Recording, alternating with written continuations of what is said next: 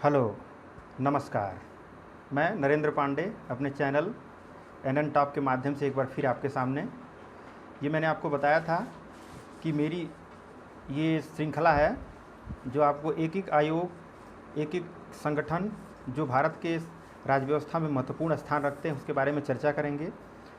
हम आपको CVC, CBI, national human rights commissions के बारे में बता चुके हैं। आज हम बहुत ही इम्पोर्टेंट टॉपिक के बारे में डिस्कशन करेंगे, वो है नीति आयोग। ठीक है, नीति आयोग के विभिन्न एस्पेक्ट्स को देखेंगे, उसको समझेंगे। तो शुरू करते हैं आज का ये वीडियो। नीति आयोग का full form national institution for transforming India है। ठीक है, national institution for transforming India. तो नीति आयोग के बारे में जानने से पहले हम इसके स्थापना के बारे में जानते हैं कि इस्टेब्लिशमेंट इसका कैसे हुआ है। ठीक है, स्थापना के बारे में अगर बात करें तो 1 जनवरी 2015 को केंद्रीय मंत्रिमंडल के एक रिजोल्यूशन के माध्यम से इसकी स्थापना की गई थी। ध्यान देना आपको, मैंने एक वीडियो में आपको बताया था कि संविधिक और संवैधानिक संस्थाएं क्या क्या होती हैं।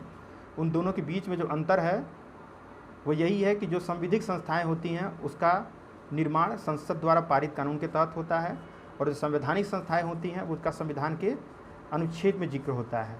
लेकिन नीति आयोग चूँकि एक केंद्रीय मंत्रिमंडल के रिजोल्यूशन के माध्यम से बना है, इसलिए न तो ये एक संविधिक संस्था है न ये संवैधानिक संस्था है। तो हमने देखा इसकी स्थापना 1 जनवरी 2015 को केंद्रीय मंत्रिमंडल के संकल्प के माध्यम से हुआ है। अब इसके उद्देश्य की बात करते हैं। उद्देश्य देखें तो नीति आयोग अपने पुराने जो संस्थाएं हैं, जैसे योजना आयोग की जगह पे इसको लाया गया है, तो उसके और इसके बीच में अंतर को अभी समझेंगे। तो इसके उद्देश्य भी उस पिछली योजनाओं से अलग हैं। तो इसके उद्देश्य की अगर हम चर्चा करें तो सबसे पहला इसका जो उद्देश्य है, राज्यों के सक्रिय भागीदारी के साथ राष्ट्रीय विकास की प्राथमिकताओं, क्षेत्रों और रणनीतियों पर साझा दृष्टिकोण विकसित करना। ये पहला है इसके उद्देश्य में। सबसे पहले ये राज्यों की सक्रिय भागीदारी, ये ध्यान देना आपको कि नीति आयोग का मेन फोकस जो होता है, कोई भी योजना, कोई भी कार्यक्रम लॉन्च करने से पहले राज्यों की सक्रिय भागीदारी पर जोर देता है। ठीक है, तो सक्रिय भागीदारी के साथ राष्ट्रीय विकास की प्राथमिकताओं और क्षेत्रों और रणनीतियों पर साझा दृष्टिकोण विकसित करना इसका पहला उद्देश्य है। दूसरे उद्देश्य की बात करें तो सशक्त राज्य ही सशक्त संघ, या यूँ कहें कि सशक्त राष्ट्र का निर्माण कर सकते हैं। इस उद्देश्य से नीति आयोग चलता है। इस तथ्य को स्वीकार करते हुए राज्यों के साथ केंद्र का सतत सहयोग एवं पहले के माध्यम से सहयोगपूर्ण संघवाद को बढ़ावा देना है। पहल के माध्यम से, ये इसमें पहल है, ये देखिए, पहल के माध्यम से सहयोगपूर्ण संघवाद को बढ़ावा देना है। यानी कि जो भी हम योजनाएं लेके चलेंगे उसमें हम सशक्त राज्य की भूमिका को एक्सेप्ट करेंगे और उसके साथ एक सहयोगपूर्ण संघवाद को बढ़ावा देंगे। ये दूसरी विषय उद्देश्य हो गए इसके। नेक्स्ट देखते हैं, समाज के उन वर्गों तक विशेष ध्यान देना है जो डिप्राइव्ड क्लास है, जो vulnerable section of Indian society है, उस पर विशेष फोकस इस योजना आयोग का है, नीति आयोग का है। इसका मतलब है कि समाज के उन वर्गों तक विशेष ध्यान देना है जो अभी तक आर्थिक विकास या आर्थिक प्रगति से लाभान्वित नहीं हो पाए हैं। यानी कि विकास की लहर अभी तक उन तक नहीं पहुंची है, उनको विकास की मुख्य धारा में शामिल करना इसका प्रमुख उद्देश्य है। इसके अलावा महत्वपूर्ण पदधारियों, यानी कि इम्पोर्टेंट जगहों पे जो विशेषज्ञ बैठे हुए हैं, समान विचारधारा रखने वाले राष्ट्रीय और अंतर्राष्ट्रीय थिंक टैंक, ये टाइम नहीं है, आपको ध्यान देना, टैंक है, ये मिसप्रिंट हुआ है, थिंक टैंक, और साथ ही शैक्षिक और नीति अनुसंधान संस्थाओं के बीच परामर्श व भागीदारी को प्रोत्साहित करना है। कहने का मतलब ये है कि ये राष्ट्रीय या अंतर्राष्ट्रीय स्तर पर जितने भी समान विचारधारा रखने वाले लोग हैं उनको एक प्लेटफॉर्म अवेलेबल कराता है और उनके सहयोग से विकास की गति को आगे बढ़ाता है। ठीक है, इसके अलावा लास्ट अगर हम उद्देश्य देखें तो राष्ट्रीय विकास के एजेंडे को आगे बढ़ाने के लिए ये वाला राष्ट्रीय विकास के एजेंडे को आगे बढ़ाने के लिए अन्य आवश्यक गतिविधियों का उत्तरदायित्व लेना इसके प्रमुख उद्देश्य हैं। ठीक है, अब नीति आयोग की विशेषता देख लेते हैं। आखिर नीति आयोग अस्तित्व में आया की क्या क्या विशेषताएं हैं, ठीक है। तो सबसे पहली जो इसकी विशेषता है, नीतियों का निर्माण और कार्यक्रम की रूपरेखा तैयार करना, ठीक है, पॉलिसीज फॉर्मेशन और उसका फ्रेमवर्क तैयार करना। दूसरे अगर विशेषता बात करें तो नीति आयोग अपने कार्यक्रमों और नीतियों के माध्यम से राज्यों के साथ सहयोग करके संघवाद को बढ़ावा देता है, इसकी विशेषता है। इसका प्रमुख उद्देश्य थिंक टैंक, ये देखिए तीसरे वाले पॉइंट पे थिंक टैंक है, थिंक टैंक और ज्ञान एवं इनोवेशन या नवोन्मेष जिसको कहा जाता है का प्लेटफॉर्म तैयार करना, ताकि भारत के विकास को गति प्रदान किया जा सके। इसका मतलब भारत के विकास को गति प्रदान करने के लिए थिंक टैंक बनाना और ज्ञान एवं इनोवेशन का प्लेटफॉर्म तैयार करना और उसको भारत के विकास के साथ जोड़ देना, इसकी प्रमुख विशेषता है। लास्ट पॉइंट है, अगर देखें तो नीति आयोग राज्य एवं केंद्र द्वारा संचालित किए जाने वाले परियोजनाओं का अन्वेषण, सुपरविजन तथा मूल्यांकन करता है। इसका मतलब अगर मान लीजिए राज्य केंद्र सरकार ने किसी योजना, जैसे मान लीजिए स्वच्छ भारत अभियान को लॉन्च किया, तो उस अभियान का राज्य स्तर पर किस तरह से क्रियान्वयन हो रहा है, उसका आउटकम्स कितना क्या हुआ है, उसका अन्वेषण मतलब सुपरविजन और इवैल्यूएशन करना, इवैल्यूएट करता है और बताता है कि इसमें किस राज्य ने क्या परफॉर्मेंस किया है और किस किस सुधार की ज़रूरत है, ठीक है। नीति आयोग जो काम करता है वो अपने दो प्रमुख हब के माध्यम से, हब के मतलब दो प्रमुख ऐसे केंद्र हैं नीति आयोग में जो प्रमुख रूप से इन नीतियों को आगे बढ़ाते हैं। तो उनमें सबसे पहला जो हब है उसको बोलते हैं टीम इंडिया हब, ठीक, इसको क्या बोलते हैं, टीम इंडिया हब। इसमें क्या होता है, राज्य और केंद्र सरकार के बीच इंटरफेस का काम करता है ये जो टीम इंडिया का हब है। माने टीम इंडिया में राज्य और केंद्र सरकार के बीच एक समन्वय होता है, इंटरफेस होता है, उसके हिसाब से काम करता है। और दूसरा जो इसका हब है वो ज्ञान और नवोन्मेष हब है, नवोन्मेष मतलब इनोवेशन। इसके माध्यम से नीति आयोग के थिंक टैंक की भांति कार्य करता है, मतलब जितने भी इनोवेटिव सोच के लोग हैं उनको राष्ट्रीय और अंतर्राष्ट्रीय स्तर पे एक प्लेटफॉर्म पे लाया जाता है और उसको आगे बढ़ाया जाता है। ये हो गया नीति आयोग के दो हब, महत्वपूर्ण हब के बारे में हमने बताया आपको। आगे चलते हैं, नीति आयोग के बारे में और जानते हैं। शासी निकाय, शासी निकाय मतलब गवर्निंग काउंसिल, मतलब जो नीति आयोग है उसकी गवर्निंग कैसे होती है, कौन कौन से अधिकारी हैं जो इसको गवर्न करते हैं। तो शासी निकाय में हम देखेंगे कि जो इसका नीति आयोग का जो अध्यक्ष होता है वो कौन होता है, प्रधानमंत्री होता है। भारत का प्रधानमंत्री नीति आयोग का अध्यक्ष होता है, ठीक है। और शासी परिषद एक गवर्निंग काउंसिल होती है, शासी निकाय के अंतर्गत गवर्निंग काउंसिल होती है, उसमें सभी राज्यों के मुख्यमंत्री एवं केंद्र शासित प्रदेशों के मुख्यमंत्री, जिसमें क्या है, विधानसभाएं हैं, यानी कि ऐसी जैसे दिल्ली हो गया, दिल्ली में विधानसभा है, पुडुचेरी हो गया, इन दोनों जगहों पे विधानसभा है, तो वहाँ के मुख्यमंत्री होंगे, जैसे केजरीवाल दिल्ली के हो गए, उसी तरह से ये लोग भी भागीदारी करेंगे। और मान लीजिए ऐसी यूटीज़ है, यूनियन टेरिटरीज़ है, जिसमें मुख्यमंत्री नहीं है, मतलब वहाँ विधानसभा नहीं है, तो उस केंद्र शासित प्रदेश के उपराज्यपाल भी इस थिंक टैंक के भागीदार होते हैं। देखिए ये तीसरा पॉइंट है, ठीक है। इसके अलावा नेक्स्ट पे हम आए तो इसमें इन शासी परिषद के अलावा कुछ विशिष्ट लोग आमंत्रित किए जाते हैं। विशिष्ट लोग कौन होते हैं, विशिष्ट लोग जो होते हैं उनको किसी स्पेशल एरिया में विशेषज्ञता, स्पेशलाइजेशंस प्राप्त होता है एवं ज्ञान और योग्यता के द्वारा इनको प्रधानमंत्री नामित करता है। मतलब जैसे मान लीजिए कोई व्यक्ति है, कृषि के क्षेत्र में अच्छी समझ रखता है, उसके अंदर एक इनोवेटिव सोच है कृषि के दिशा को चेंज करने के लिए, तो ऐसे लोगों को प्राइम मिनिस्टर जो होता है, जो इसका अध्यक्ष होता है नीति आयोग का, वो क्या करता है, उसको नॉमिनेट करता है, आप आइए और अपनी योग्यता का यहाँ इस्तेमाल कीजिए। ये हो गया आपके शासी निकाय की बात कर रहे थे। अब नीति आयोग की संगठनात्मक ढांचे की बात करते हैं। ऑर्गेनाइजल स्ट्रक्चर क्या है इसका, ऑर्गेनाइजेशनल स्ट्रक्चर एक्चुअली, सॉरी।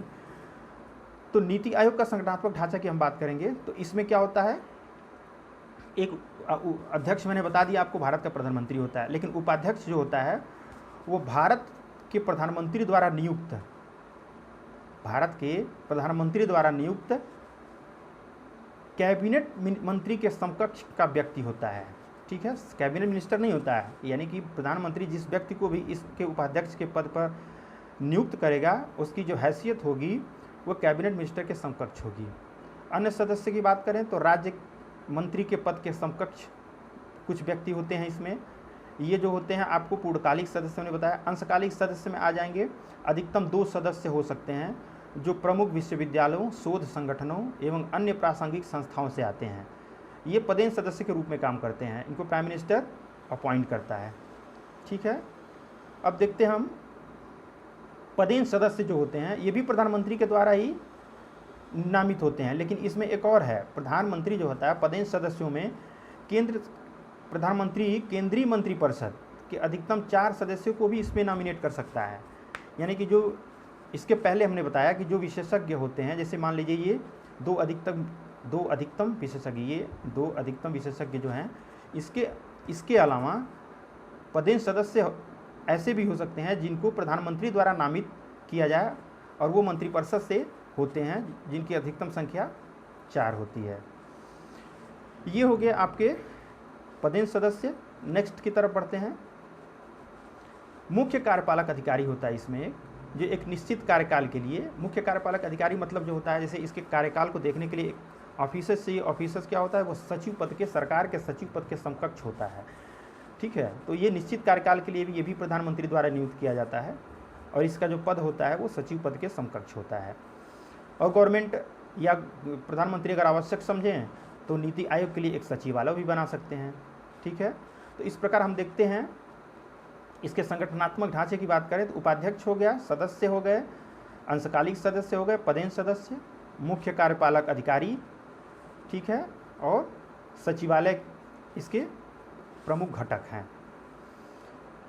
अब हम इसकी उपलब्धियों की बात कर लेते हैं कि आखिर नीति आयोग बनाया गया तो उसके बाद कौन कौन सी उपलब्धियां इसने हासिल की हैं। ठीक है, तो उपलब्धियों में सबसे पहले हम देखेंगे कि कॉन्ट्रैक्ट फार्मिंग को संविदा कृषि भी कहा जाता है। मॉडल एक्ट का निर्माण किया है। देखिए अभी तक क्या है, भारत में कॉन्ट्रैक्ट फार्मिंग नहीं होती है। भारत में आपको पता है कि जो किसानों की जोत है वो ज़्यादातर सीमांत है। 80 से 85% के ऊपर किसान जो हैं वो सीमांत कृषक हैं। सीमांत कृषक मतलब होता है जिनकी भूमि की जो आकार होता है वो 1-2 हेक्टेयर से कम होता है। ठीक है, तो जो छोटे किसान हैं उनको ऋण नहीं मिल पाता है तो वो इनपुट कृषि में नहीं डाल पाते हैं, इससे उनको कृषि से ज़्यादा लाभ नहीं मिल पाता है। तो कॉन्ट्रैक्ट फार्मिंग में क्या होता है कि छोटे छोटे किसान जिनके पास छोटी छोटी भूमियाँ होती हैं तो वो मिल करके एक बड़ा फार्म बनाते हैं और उसमें कृषि करते हैं, तो कॉन्ट्रैक्ट फार्मिंग उसको कहते हैं। और कॉन्ट्रैक्ट फार्मिंग के माध्यम से जैसे मान लीजिए कोई मल्टीनेशनल कंपनी है, जैसे लेज चिप्स है, वो चिप्स बनाती है, उसको एक स्पेशल आलू की ज़रूरत है, तो ऐसे किसानों से मिलकर क्या करती है, समझौता करती है कि आप हमको इस वैरायटी के आलू को उत्पादन करके हमको दीजिए, हम आपको इस रेट पर ख़रीद लेंगे। तो एक तरह से ये कॉन्ट्रैक्ट हो गया, किसानों को भी उचित लाभ मिल गया और जो कंपनी है उसको अपना आलू जो चाहिए था वो भी मिल गया। ये इसके सबसे प्रमुख उपलब्धि है, इसने निर्माण किया। अभी तक इसको लागू नहीं किया गया है लेकिन इस पर विचार चल रहा है। सेकेंड उपलब्धि की बात करें तो नीति आयोग ने एक मॉडल तैयार किया है, ठीक है, जिसके माध्यम से एग्रीकल्चरल लैंड लीज पर ली जा सकती है।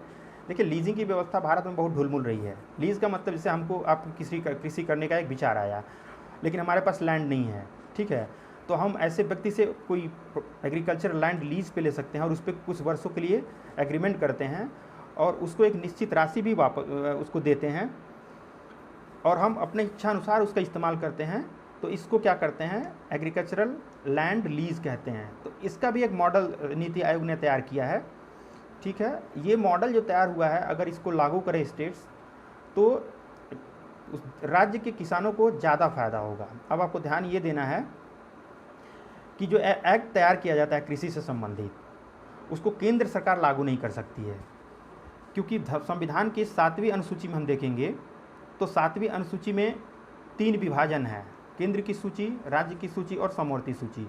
तो कृषि जो आता है वो राज्य की सूची में आता है, इसलिए मॉडल एक्ट तैयार करना केंद्र का काम होता है और उसको लागू करना, उस एक्ट को इम्प्लीमेंट करना स्टेट का काम होता है। तो ये जो मॉडल एक्ट ये बना रहा है नीति आयोग, इसको लागू करना अल्टीमेटली राज्य के ऊपर निर्भर करता है। इसलिए इसमें देखेंगे कि काफ़ी विलम्ब भी होता है, कुछ राजनीतिक मुद्दों की वजह से या कुछ स्थानीय समस्याओं की वजह से इसको राज्य लागू नहीं करते हैं। तो ये दूसरा हमने देखा कि एक मॉडल एक्ट तैयार किया है नीति आयोग ने, और इस मॉडल एक्ट को कब तैयार किया? 2016 में तैयार किया। इस मॉडल को कहा गया agricultural land lease model act बोला गया है, ठीक है। थर्ड देखें, इसके बारे में आप काफ़ी परिचित होंगे, आकांक्षी जिला योजना। आकांक्षी जिला योजना नीति आयोग द्वारा शुरू की गई एक महत्वपूर्ण योजना है। आकांक्षी जिले ऐसे हैं जो पूरे भारत में अत्यंत पिछड़े जिले के श्रेणी में आते हैं। वहाँ पे न तो स्वास्थ्य की सुविधा, न तो शिक्षा की सुविधा, न तो एग्रीकल्चरल, न तो वाटर रिसोर्सेज, कुछ किसी भी चीज़ की उपलब्धता अच्छे से नहीं है। तो ऐसे जिलों को चिन्हित किया गया है, और ये चिन्हित किए गए जिलों की संख्या 117 है। 117 जिलों को आकांक्षी जिला के रूप में चिन्हित किया गया है। और नीति आयोग का फोकस ये है कि इन जिलों में शिक्षा, स्वास्थ्य, पोषण, कृषि, जल संसाधन, स्किल डेवलपमेंट, वित्तीय समावेशन जैसी बुनियादी और संरचनात्मक विकास को बढ़ावा देना और इनको विकास की मुख्य धारा में जोड़ना है। आप देखेंगे कि आकांक्षी जिला कार्यक्रम नीति आयोग की एक महत्वपूर्ण योजना है, और इसमें काफ़ी हद तक सफलता भी देखने को मिली है। यानी कि आकांक्षी जिलाओं में जहाँ पे ये योजना लॉन्च हुई, वहाँ पे स्वास्थ्य एवं पोषण के स्तर में सुधार आया है, वाटर जल संसाधन के संरक्षण एवं उसकी उपलब्धता में वृद्धि हुई है, वित्तीय समावेशन में जैसे कि बैंक सेक्टर्स खुले हैं, वहाँ पे ऋण देने की क्षमता जो पहले बैंकों की थी उसको बढ़ा दी गई है। तो इस तरीके से इन आकांक्षी जिलों को विभिन्न योजनाओं के माध्यम से इनको मेन स्ट्रीम में जोड़ने की कोशिश की जा रही है। ये एक महत्वपूर्ण योजना है नीति आयोग की, ठीक है। आगे बढ़ते हैं। नीति आयोग ने अभी आपने हाल ही में सुना होगा ऑपरेशन ग्रीन है, इसको भारत सरकार ने शुरू किया है। तो भारत सरकार को ये जो विचार दिया गया है ये नीति आयोग के माध्यम से ही दिया गया है। इसमें का मेन महत्वपूर्ण ये है कि टमाटर, प्याज और आलू, 3 श्रेणियां हैं, टमाटर, प्याज और आलू, ठीक है, इनको शामिल किया गया है। इन उपर्युक्त जो तीनों उत्पाद हैं इनको भंडारण, स्टोरेज, ट्रांसपोर्टेशन और मैनेजमेंट, ठीक है, व्यावसायिक प्रबंधन इत्यादि पर ध्यान दिया गया है, ताकि इनको मार्केट तक आसानी से बिना क्षति के पहुंचाया जा सके और किसानों को उसका उचित मूल्य मिल सके। ये ऑपरेशन ग्रीन का मेन लक्ष्य है, और ये मूल जो विचार दिया गया है ये नीति आयोग के माध्यम से ही दिया गया है, ठीक है। किसानों की आय दुगना करने के संबंध में नीति आयोग ने तमाम संकल्पनाओं का निजात किया है। आप देखे होंगे कि ये मोदी गवर्नमेंट हमेशा कहती है किसानों की आय को 2022 तक दोगुना कर देंगे, 2022 तक दोगुना कर देंगे। तो ये जो विचार आया है ये नीति आयोग के माध्यम से ही आया है, ठीक है। नीति आयोग क्या करता है,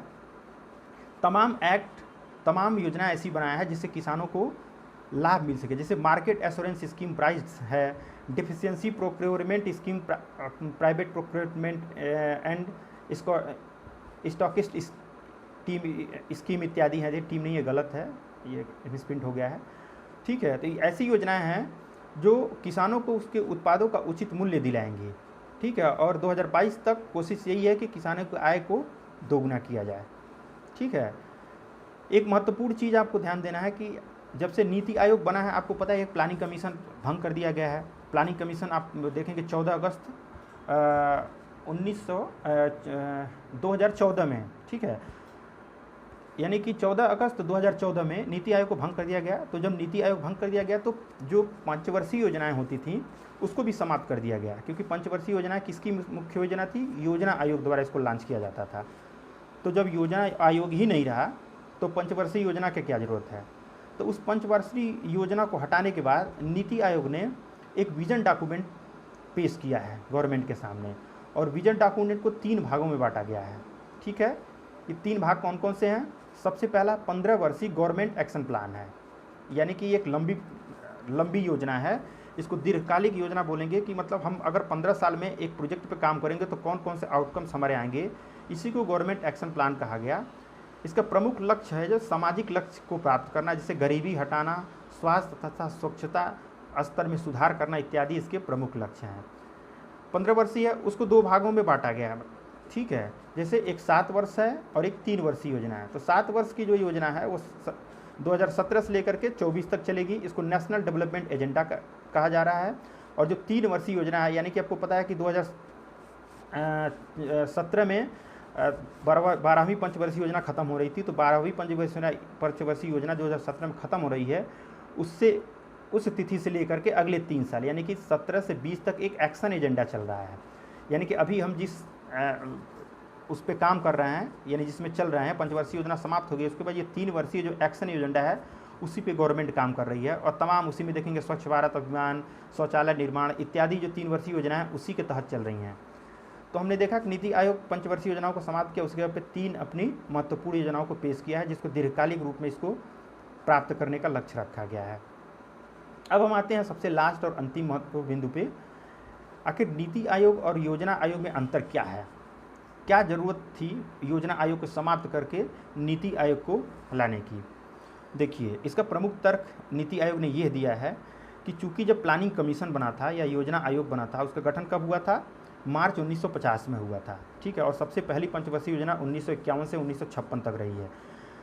तो जब नया नया देश आज़ाद हुआ था, तो अब कोऑपरेटिव फेडरलिज्म उस स्तर का नहीं था जिस स्तर से आज है, ठीक है, यानी कि देश की अर्थव्यवस्था बदली है, लोगों की सोच बदली है, लोगों में शिक्षा का स्तर बढ़ा है, देश की क्षमता जो जीडीपी है वो बढ़ा है, इसलिए एक नए आयोग की ज़रूरत थी जो योजना आयोग में मौजूद कमियों हों उसको भर सके, ठीक है, इसलिए नीति आयोग का गठन किया गया है।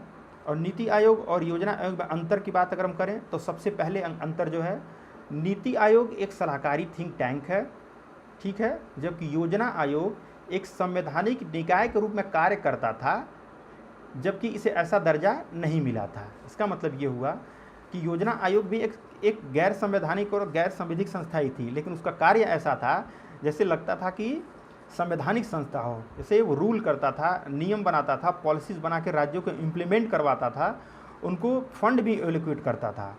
तो इसकी भूमिका संवैधानिक नहीं थी, निकाय नहीं था, लेकिन कार्य ऐसे करता था जैसे संवैधानिक संस्था हो। नीति आयोग क्या है, केवल और केवल एक सलाहकारी थिंक टैंक के रूप में कार्य करता है। ये अपनी सलाह अपने विशेषज्ञों के माध्यम से गवर्नमेंट को देता है और गवर्नमेंट उन योजनाओं को इम्प्लीमेंट करती है। ये पहला अंतर हो गया। दूसरे अंतर की अगर बात करें तो नीति आयोग के सदस्यों की व्यापक विशेषज्ञता पर बल देता है, यानी कि ये अपने सदस्यों में जो होते हैं उनकी विशेषज्ञता पर बल देता है, जबकि योजना आयोग विशेषज्ञता पर विशेष बल नहीं देता था। कुल मिला के बात यह है कि योजना आयोग पर पॉलिटिकल इन्फ्लुएंस ज़्यादा होता था, विशेषज्ञता पर कम ध्यान दिया जाता था, ठीक। तीसरे अंतर की बात करें तो नीति आयोग सहकारी संघवाद, हम आपको कई बार इस टर्म को यूज किए हैं, सहकारी संघवाद, ठीक है, सहकारी संघवाद की भावना पर कार्य करता है, मतलब राज्यों को साथ लेकर चलना है, क्योंकि यह आयोग हर राज्य के सहयोग पर बल देता है। इसका मतलब हमारा राष्ट्र तभी मजबूत होगा जब विकास की योजनाओं में राज्य अपने स्तर से सहयोग करेंगे। जबकि योजना आयोग के वार्षिक बैठक में देखिए, जबकि योजना आयोग के वार्षिक बैठक में राज्य की भागीदारी नगण्य थी, बहुत कम थी, उसको इम्पोर्टेंस नहीं दिया जाता था। अन्य अंतर की अगर बात करें तो नीति आयोग बॉटम अप, देखिए ये बॉटम अप है, क्या है, बॉटम अप अप्रोच, ये देखिए बॉटम अप अप्रोच है पर कार्य करता है, जबकि योजना आयोग टॉप डाउन अप्रोच पर काम करता था।